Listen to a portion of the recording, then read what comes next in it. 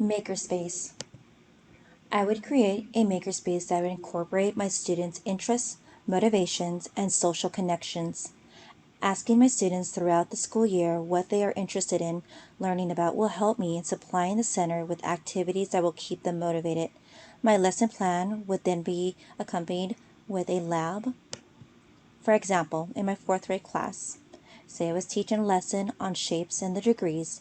In the makerspace, there would be popsicle sticks. I would include hot glue guns, glue sticks, etc., paintbrushes, measurements so they can measure the degrees, anything that keeps hands-on and creativity, um, glitter, confetti, anything to make it more hands-on approach and have them fun and learn about the lesson.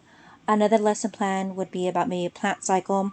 I would include a pot, soil, plant seeds, microscope, tweezers, anything to help them see how things grow. It's not just about creating and building things, but also seeing how things evolve and how they develop into certain things. So from a potato, like in the picture, to becoming a plant with a potato.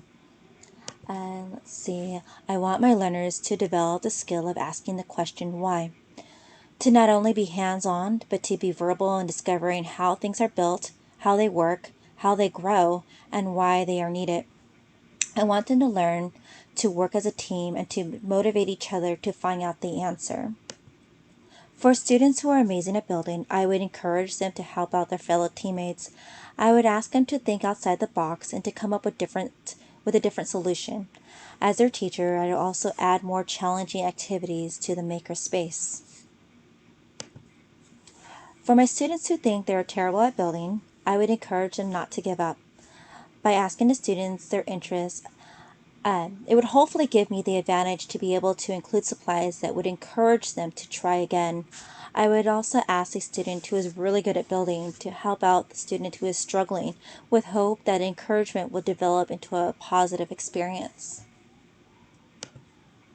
My role as a teacher would be a mentor to help my students learn by providing a space where hands-on approach to their education will hopefully help them retain information, to provide a safe and nurturing environment where they can fail and succeed again and again.